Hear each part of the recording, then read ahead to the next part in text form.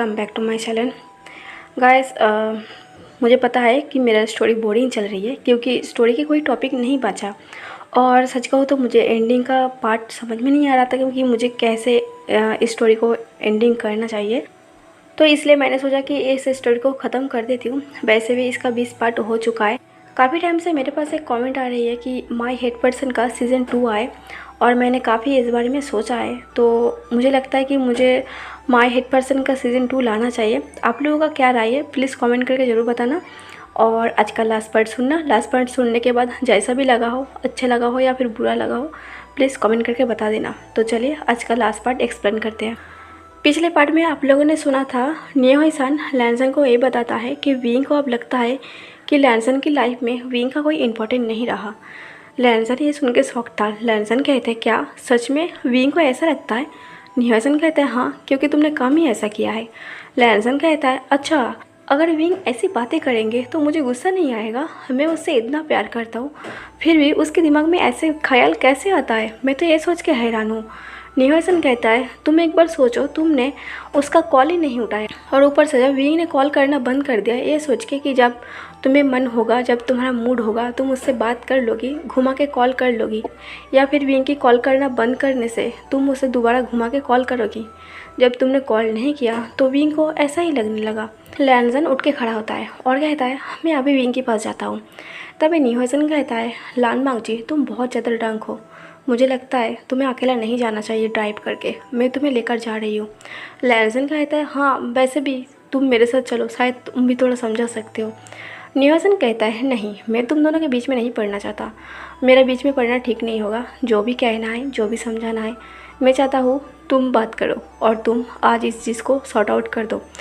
मैं नहीं चाहता इतना सालों बाद जब तुम दोनों एक होने जा रही हो तुम दोनों के बीच में कुछ प्रॉब्लम रहे। लैनसन कहता है मैं तो चाहता हूँ हम दोनों के बीच में सब कुछ ठीक रहे, पर विंग ये है जो सब कुछ उलट पलट कर रही है, जो मुझे बिल्कुल भी अच्छा नहीं लग रहा। नियो-सान कहता है चलो अब बातें करना बंद करो।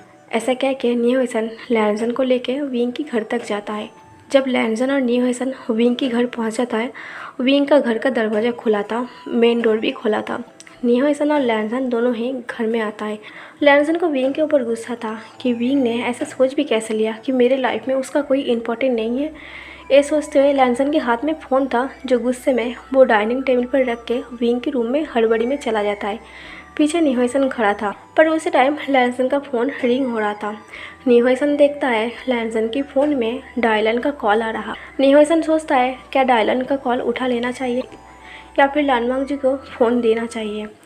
फिर नियो-सान सोचता है अभी मैं लान मांग जी को फ़ोन नहीं दे सकता क्योंकि अभी लान मांग जी विंग से बात करने गया है, उसे डिस्टर्ब करना सही नहीं होगा। इसलिए नियो-सान लैनसन का फ़ोन उठा लेता है।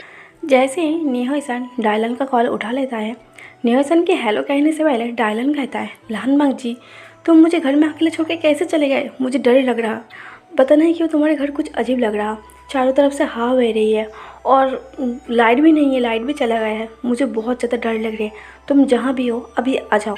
नियो-सान के कुछ कहने से पहले डायलन कॉल को कट कर देता है। नियो-सान सोचता है अगर मैं लान मांग जी को जाके ये बात बताऊँगा, नियो-सान सोचता है क्या मैं लान मांग जी को ये बात बताऊँ? अगर मैंने लान मांग जी को ये बात बताया तो शायद लान मांग जी विंग से बात न करके वो डायलन के हेल्प करने चला जाए और विंग इस बात से और भी ज़्यादा अपसेट हो जाए। नियो-सान सोचता है नहीं, अभी मैं लान मांग जी और विंग के बीच में डायलन को नहीं ला सकता। इसलिए नियो-सान डिसाइड करता है वो ही खुद डायलन के पास जाएगा। नियो-सान लान मांग जी के फ़ोन को वहीं रख देता है और डायलन के हेल्प करने के लिए वो लैनसन के घर में जाने लगता है। इधर लैनसन जब विंग के रूम में घुसता है, विंग के रूम पूरा अंधेरा था। विंग बहुत ज़्यादा अपसेट था। विंग अपने घर के डेस्क पर अपनी सर रख के साइलेंसली बैठा था, बहुत ज़्यादा अपसेट होने की वजह से। लैनसन पीछे से आके विंग के शोल्डर पर हाथ रखता है। जैसे ही विंग नज़र उठा के देखता है वहाँ लैनसन खड़ा था। विंग की आंखों में आंसू था, वो सैडनेस के कारण वो रो रहा था और वो लैनसन को कॉल भी नहीं किया था।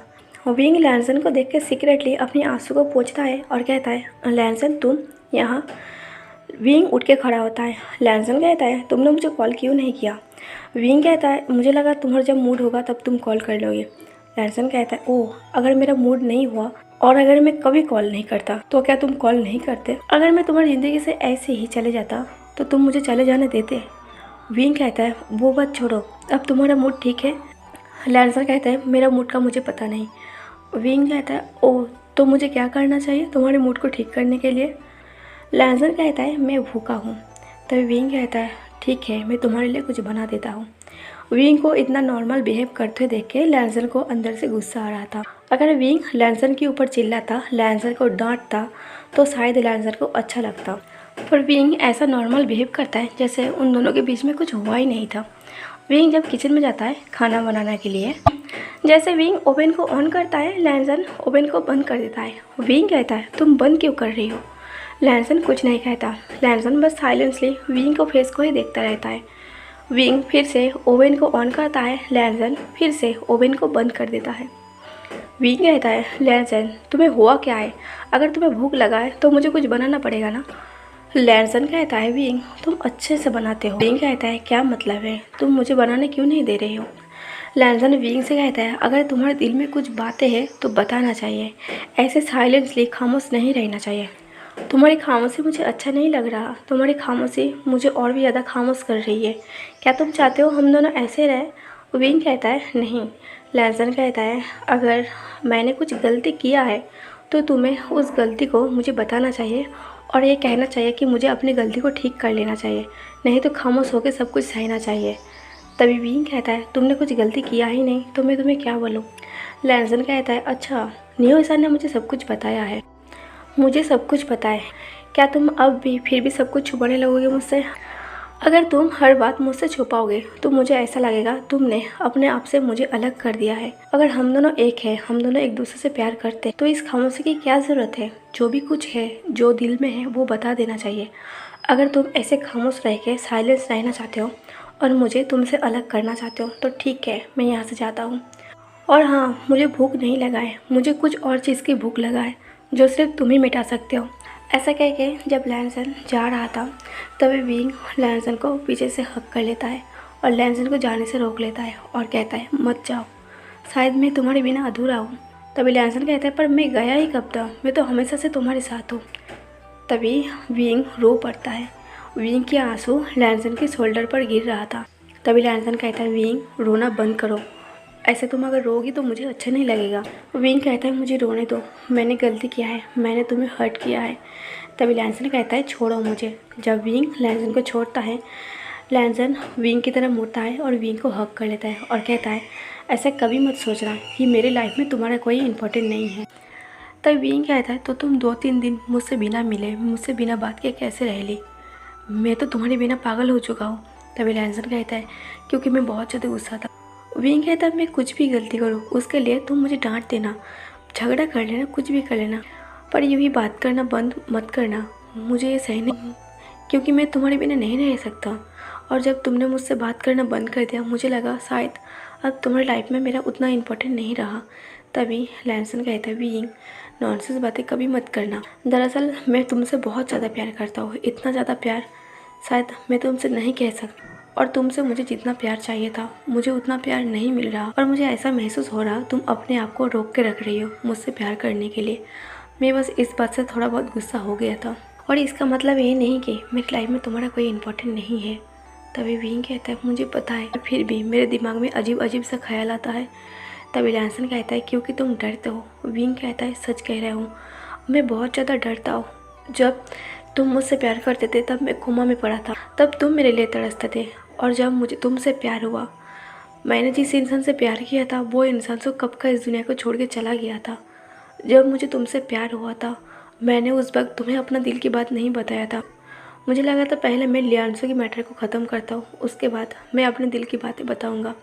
फाइनली जब सब कुछ ख़त्म हुआ मुझे लगा अब मुझे अपने दिल की बात बताना चाहिए कि मैं तुमसे कितना प्यार करता हूँ।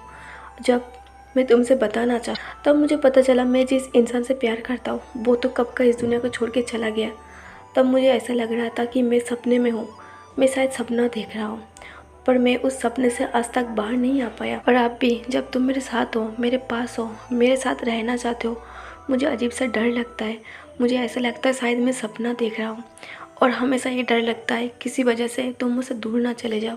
तभी लैंसन कहता है विंग तुम्हें इस सपने से बाहर आना पड़ेगा, सच यही है कि मैं तुम्हारे साथ हूँ और ये बात भी तुम्हें समझना पड़ेगा चाहे कुछ भी हो जाए।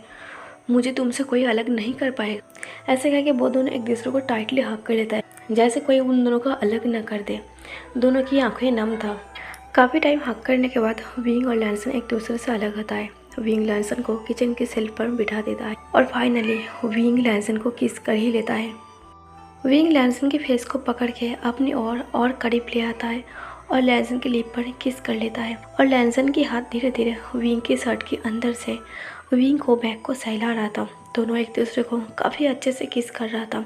किस करते करते विंग लैंसन को अपनी गोदी में उठा लेता है। उन दोनों ने अपने किस को ब्रेक नहीं किया था। उसी हालत में विंग लैंसन को पकड़ के अपने बेडरूम तक ले जाता है और बेड पर केयर के साथ सुलाता है। विंग लैंसन के ऊपर आ जाता है और कहता है, लैंसन मैं तुम्हारा परमिशन नहीं लेना चाहता, पर फिर भी मैं तुमसे कह रहा हूँ, तुम रेडी तो हो ना? मेरे करीब आने से तुम्हें कोई प्रॉब्लम तो नहीं होगा ना? लैंसन विंग की शर्ट के कलर को अपनी ओर खींचता है और कहता है, बिल्कुल नहीं, मैं तो कब से चाहता था। ऐसे कह के वो दोनों उस रात इंटीमेट होता है। इधर नियो-हिसन जब लैंसन के घर में पहुंचा था, डायलन बहुत ज़्यादा डरा डरा हुआ था। जैसे ही नियो-हिसन घर के अंदर जाता है, डायलन भाग के जाता है और देखता है लैंसन की जगह नियो-हिसन है।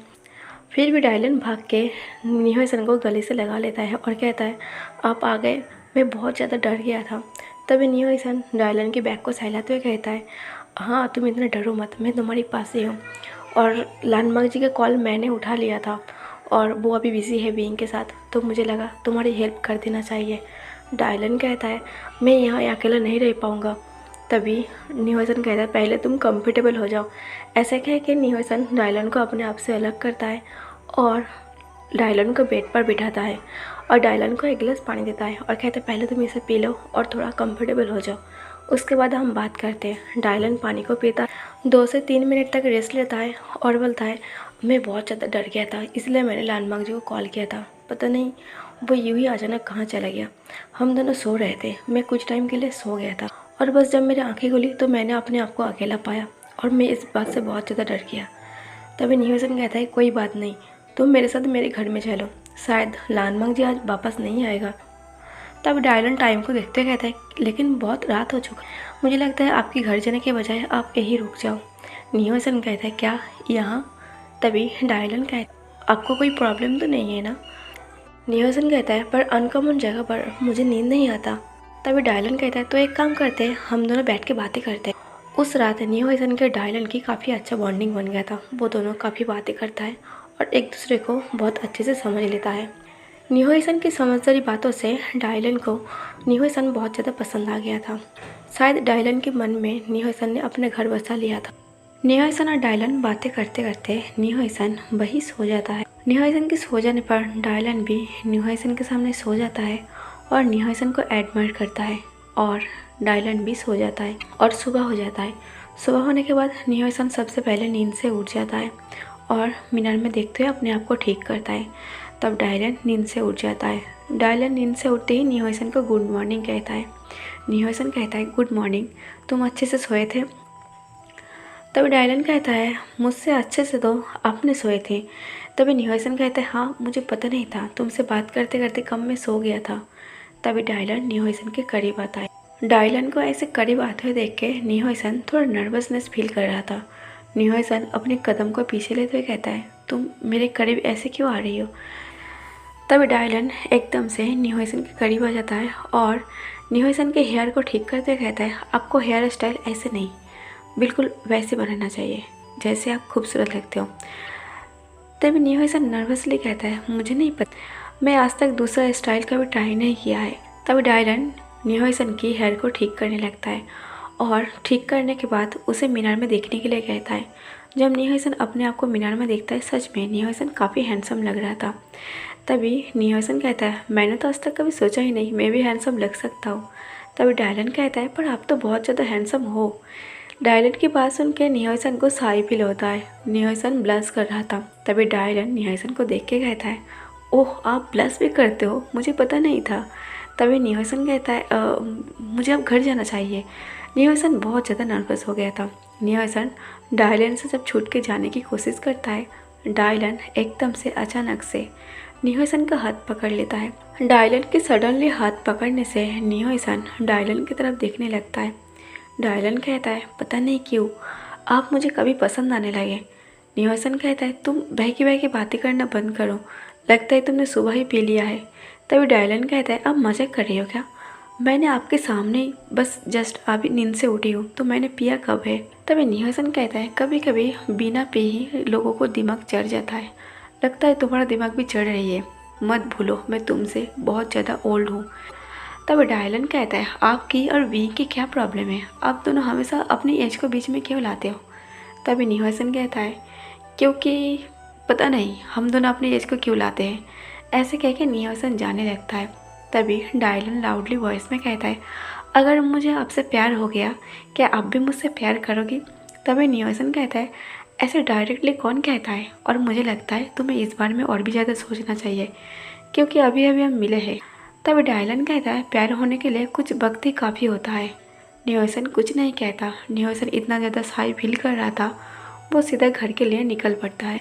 इतना सालों बाद निहोसन का दिल पहली बार धड़क उठा था, मतलब निहोसन को कोई पसंद आया था। शायद निहोसन को डायलन जैसा ही इंसान चाहिए था जो अब तक उसे नहीं मिला था। इधर लैंजन और विंग भी सो रहा था। अचानक विंग की नींद खुलता है, देखता है लैंजन आराम से पीसफुली सो रहा है। विंग बेड से उठने से पहले वो लैंसन की फोrehead पर किस करता है, लैंसन की बालों को केयरिंग के साथ सहलाता है और बेड से उठ के वो वॉशरूम में चला जाता है। विंग फ्रेश होने के बाद वो मीनार में देख के अपने आप को ठीक कर रहा था, तैयार हो रहा था। तभी लैंसन नींद से उठता है। नींद से उठ के सीधा विंग के पास आता है और विंग को पीछे से हक करते कहता है गुड मॉर्निंग। तभी विंग कहता है गुड मॉर्निंग। विंग लैंसन को सामने की तरफ करता है और लैंसन के लिप पर किस करते कहता है तुम्हें नाश्ते में क्या खाना है? लैंसन कहता है जो भी तुम्हारा मन हो। तभी विंग कहता है अगर मैं नाश्ते में तुम्हें खाना चाहूँ तो तुम्हें कैसा लगेगा? लैंसन कहता है तुम मुझे खाना चाहते हो? नाइट को मुझे पूरा खा के तुम्हें क्या चैन नहीं मिला, अब तुम सुबह भी खाना चाहते हो? तब विंग कहता है सुबह के नाश्ते में, दोपहर के लंच में और रात के डिनर में, सब कुछ में मुझे तुम्हें चाहिए। तभी लैंसन कहता है अगर तुम्हें ब्रेकफास्ट डिनर लंच सब में सिर्फ मैं ही चाहिए तो तुम्हें शादी करना पड़ेगा।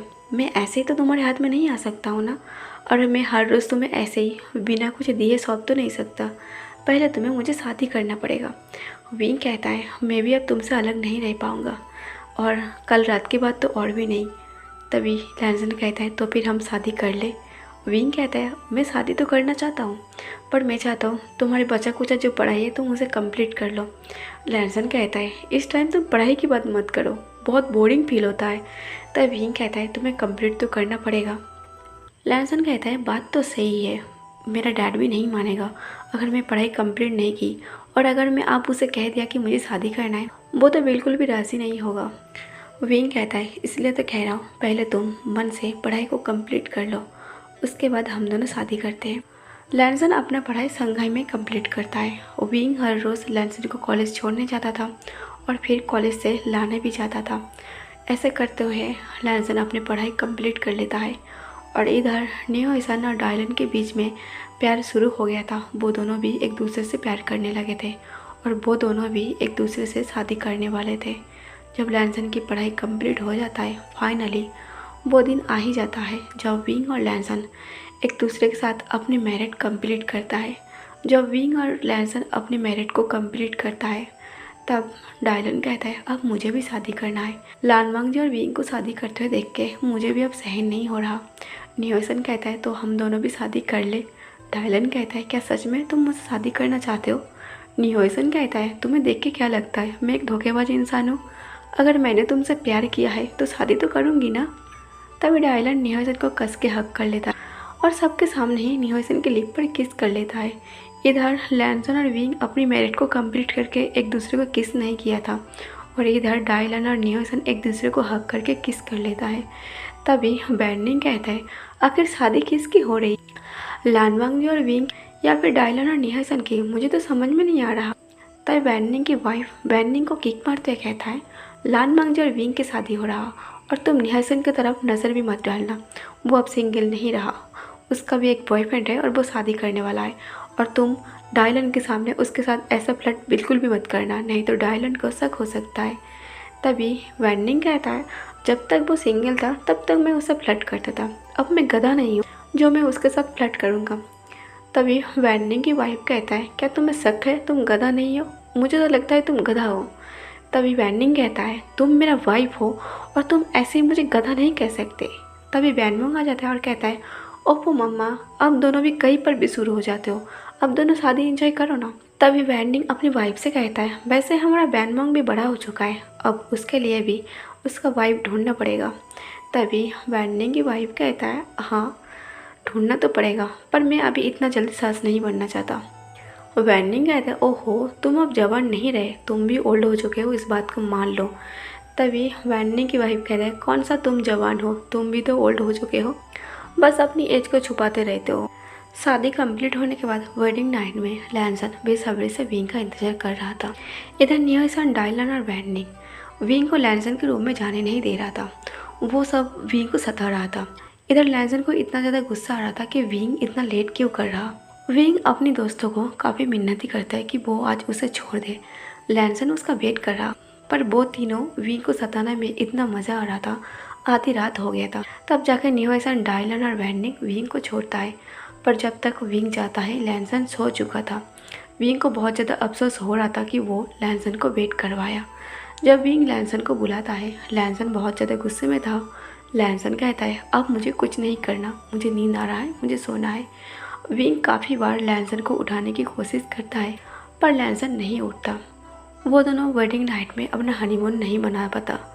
सुबह होता है, विंग सबसे पहले उठ जाता है और लैंसन की नींद से जागने की वेट करता है। जब लैंसन नींद से उठता है, लैंसन देखता है विंग अभी भी उसके पास ही बैठा है। विंग बड़ी सी स्माइल के साथ कहता है, गुड मॉर्निंग, ताकि लैंसन अपनी नाराज़गी भूल जाए। पर लैंसन अपनी नाराज़गी नहीं भूलता। लैंसन कहता है, मुझे तुमसे बात नहीं करना।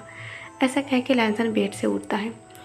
जब तक लैंसन फ्रेश होके वॉशरूम से बाहर आता, विंग कॉफ़ी कप लेके लैंसन के लिए खड़ा था। विंग कहता है, गुड मॉर्निंग। लैंसन कहता है, मुझे तुम्हारे हाथ की कॉफ़ी नहीं चाहिए। ऐसा कह के लैंसन किचन में जाता है और खुद के लिए कॉफ़ी बनाने लगता है। विंग कहता है, लैंसन अब बात भी कर लो ना, क्यों मुझसे गुस्सा हो रही हो। तभी लैंसन कहता है, विंग तुम्हें एहसास भी है कल हमारा वेडिंग नाइट था और तुम इतना लेट क्यों आए थे। तब विंग बोलने ही जा रहा था। लैंसन कहता है, बस बस मुझे और नहीं सुनना, तुम कुछ भी खाओ, तुम्हारी बातें अब मुझे अच्छा नहीं लग रहा। लैंसन खुद के लिए ब्रेकफास्ट बना रहा था और विंग लैंसन के हाथ में एक एक वेजिटेबल दे रहा था और लैंसन गुस्से से वो पटक के फेंक रहा था। उसे विंग के हाथ से कोई भी वेजिटेबल नहीं चाहिए था। विंग कहता है, गुस्सा करना बंद करो, जो हो गया सो हो गया, अभी भी हमारे पास टाइम है। लैंसन कहता है, अभी भी मेरे पास टाइम है, मतलब क्या है तुम। तब विंग कहता है, अभी भी हम हनीमून मना सकते हैं, तुम इतना गुस्सा क्यों हो रही हो, तुम्हारा हस्बैंड कहीं भागा नहीं गया। तभी लैंसन कहता है, अभी मुझे हनीमून नहीं मनाना। तभी विंग कहता है, सच में तुम्हें नहीं मनाना। लैंसन कहता है, सच में, क्या 100 बार बोलूँ। तभी विंग कहता है, नहीं एक बार ही काफ़ी है, तुम्हें 100 बार बोलने की ज़रूरत नहीं है, क्योंकि 100 बार सुनने के लिए मेरे पास टाइम नहीं है। लैंसन कहता है, इसका मतलब क्या है। तभी विंग जल्दी से लैंसन को अपनी गोदी में उठा लेता है और बेडरूम में ले जाने लगता है। तभी लैंसन कहता है, विंग मुझे छोड़ो। विंग कहता है, मुझे नहीं छोड़ना, मैं तो अब हनीमून मना के ही रहूँगा। ऐसा कह के विंग ज़बरदस्ती लैंसन को बेडरूम में ले जाता है, बेडरूम को लॉक करता है और लैंसन के साथ हनीमून मनाने लगता है। लैंसन गुस्सा तो बहुत ज़्यादा हो रहा था, पर वो विंग के सामने कुछ नहीं कर पाता, क्योंकि विंग ज़बरदस्ती लैंसन के साथ हनीमून मना ही लेता है। तो गाइस, आज का लास्ट पार्ट कैसा लगा कमेंट करके ज़रूर बताना, लाइक और शेयर कर देना और मेरे चैनल को सब्सक्राइब कर लेना। Thank you for watching.